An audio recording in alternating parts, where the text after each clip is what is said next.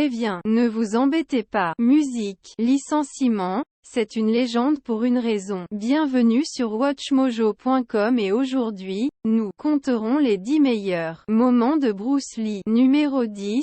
Usine de glace, le grand patron. Musique. Le coup d'envoi de notre liste est la scène dans laquelle le personnage de Lee est pris en embuscade et en infériorité numérique dans une usine de glace. Applaudissements. Bien que non armés, ces attaquants ont vite compris qu'ils avaient commis une grosse erreur. Lorsqu'ils commençaient à improviser, l'un des pauvres sapes se faisait même jeter à travers un mur. Style de coureur. Sérieusement, avec tous ces pics à glace qui traînent, n'est-ce pas le pire endroit pour se battre avec Bruce Lee? Applaudissements. Le combat de Nunchuk numéro 9 à la manière du dragon, le kung-fu chinois. Dans ce film, Lee est envoyé à Rome pour aider sa famille à se battre la mafia locale. Oh quel muscle rugueux quand il est emmené dans une ruelle pour être effacé. Lee change rapidement la tendance de manière intéressante. Les méchants se regroupent et reçoivent l'ordre ridicule de le tuer, sans utiliser leurs armes. Allez le chercher mais pas d'armes, cela permet à Lee de sortir 2 ensembles de nunchaku de nulle part, récupérez-le et criez sur les voyous. Bon et maintenant pour de vrai, mais où avez-vous obtenu ces améliorations? Numéro 8.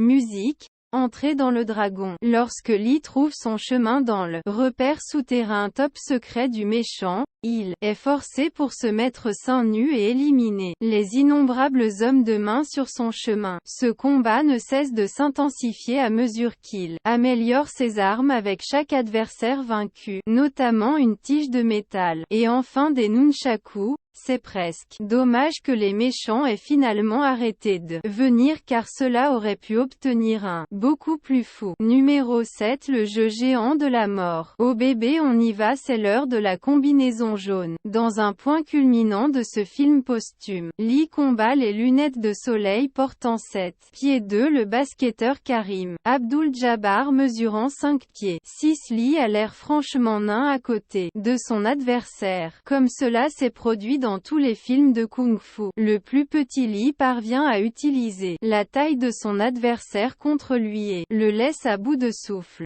La vengeance numéro 6. Entre le dragon. Dans cette confrontation particulièrement personnelle, Oh ne riposte pas, Lee se retrouve face à face contre le Ohara, sadique barbu et marqué au visage, lors d'un tournoi d'arts martiaux. L'homme qui a poussé sa sœur à se suicider. Lee le bat en bouillissant. Jamais se faire une égratignure. Quand Ohara enfreint les règles, Lee fait plus que lui faire du mal, il va droit au but.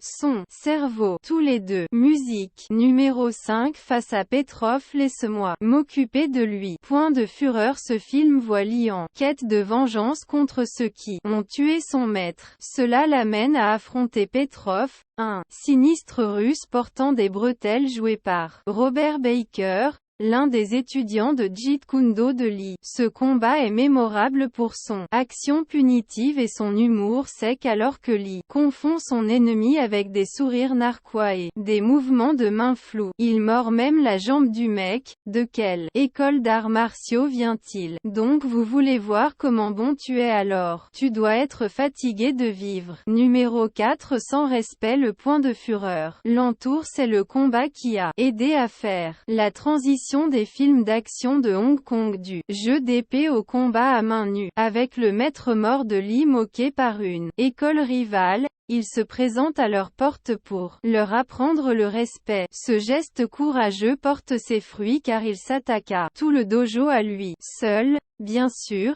Il doit le faire seins nus tout en créant un ouragan humain et en mettant le feu à aucun Texas et en leur faisant finalement manger leur propre mot. Cette fois tu mangeras du papier, la prochaine fois ce sera du verre. Musique. Numéro 3. Fini le grand patron alias la connexion chinoise. Ce classique voit Lee comme un homme qui a prêté serment de non-violence, mais est obligé de rompre cet engagement dans un grand moyen, spécifiquement d'affronter l'homme qui a assassiné sa famille, Lee parvient finalement à gagner en déviant un lancer de couteau, avant de se lancer dans un combat mortel et en enfonçant ses doigts dans la poitrine de son ennemi en frappant avec toute l'énergie dont il dispose. Il s'effondre finalement de fatigue. Vous avez offensé la famille, et vous avez offensé la salle des glaces du temple de Shaolin. Numéro 2. Entrer le dragon. Dans le dernier combat de son film le plus célèbre, Lee se retrouve finalement face à Monsieur Han portant des griffes. Un combat dans lequel il a acquis des égratignures sur son corps et son visage qui est devenu l'image la plus emblématique de sa carrière. Le combat devient totalement surréaliste lorsqu'il est conduit dans une chambre de miroir et obligé de défier la superstition. Musique.